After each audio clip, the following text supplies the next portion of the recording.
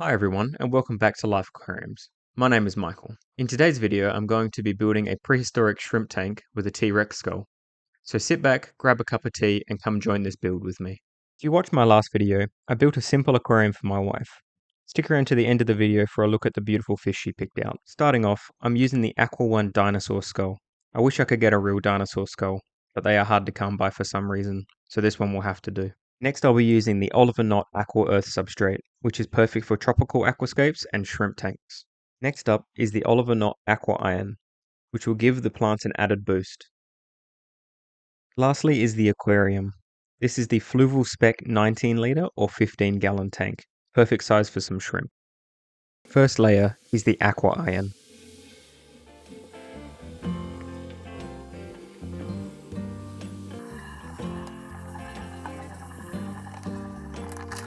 On top of that is the Aqua Earth.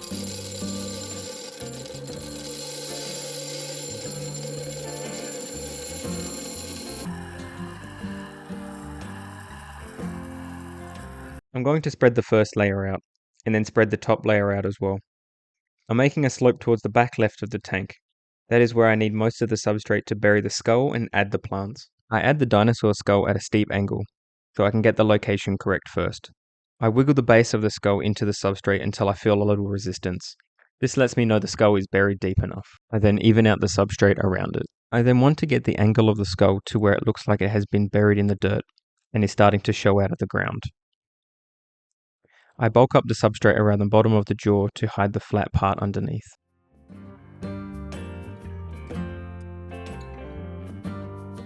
Now for the plants.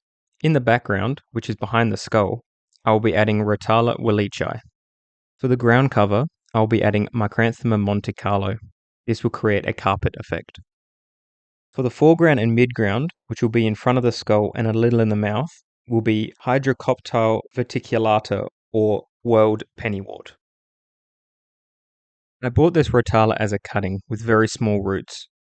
I started by untying the elastic band holding the plant onto the identification badge. There is not much else to do to get this plant ready. I did have this plant quarantined for a week or so to get the plant ready and remove anything nasty that may affect the tank.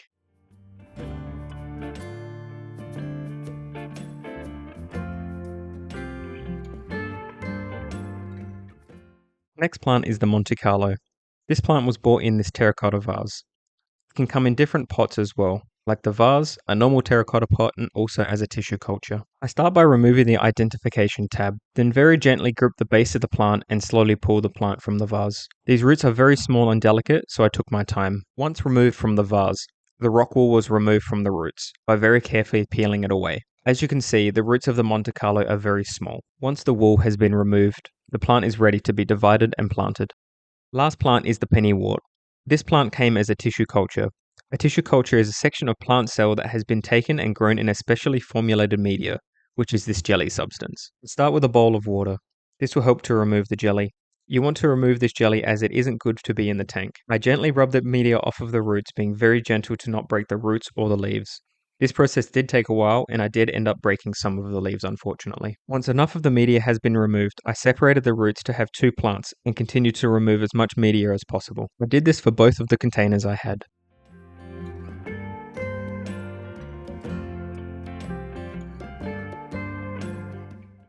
Now I'm going to start adding the freshly cleaned plants. I did separate the Monte Carlo into smaller sections so it could be planted in a way that it can grow and carpet across the floor quicker. I started by adding a small amount of water to the tank to hydrate the soil. When I have planted Monte Carlo in the past, the tank was full and the plant kept floating up and wouldn't stay in the substrate. I pushed the plant into the substrate and wiggle my tweezers to get the substrate to lock in the plant. I place each small section about 5 centimeters or 2 inches apart. This will help it get established and grow together. I chose the Monte Carlo because I've had it before and love the way it carpets, and that it has very small and delicate leaves, so when I do add the shrimp, I won't lose them under the carpet.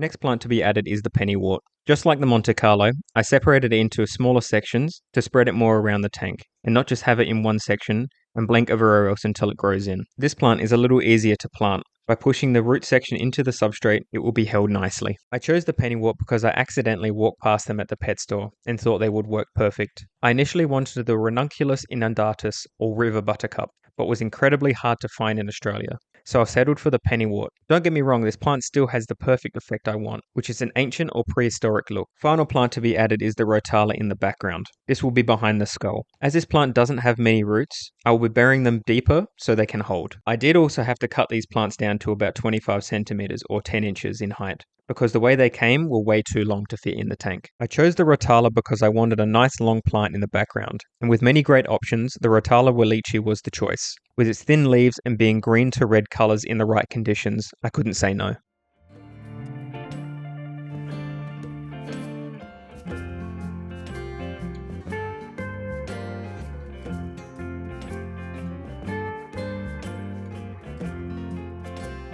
Now it's time to add the water.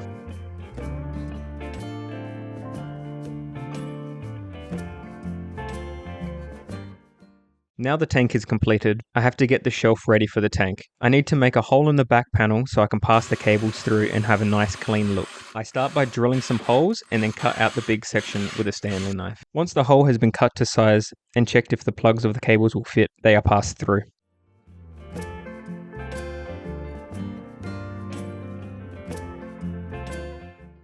I pass through the heater cable. The heater I'm using for this tank is a 55 watt heater, which is more than strong enough for the size of this tank. Pump cable. This is just the pump that comes with the kit. And light cable. The light will be plugged into a timer, so if I forget to turn off the light, the timer will do it for me. The timer is set to 8 hours to help reduce the algae growth. Now it is time to place the tank on the shelf. I did have to remove some of the water because it was too heavy and dangerous to move full of water. Once it was on the shelf, I censored it and added the pump, light and heater. When I was happy, I refilled it. Let's have a look at the finished tank.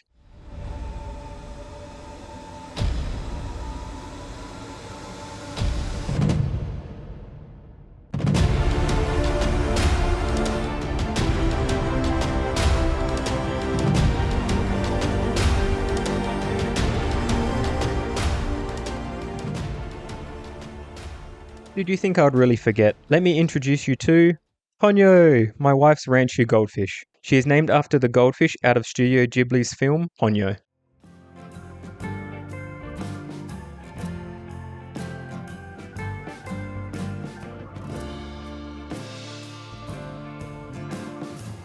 If you would like a behind the scenes look at us picking up Ponyo, then head over to my Patreon, where you can get behind the scenes footage of me collecting and choosing the fish and materials for the builds. If you've made it this far, thanks for watching. Don't forget to like, subscribe and ring the bell. I'll see you all in the next build.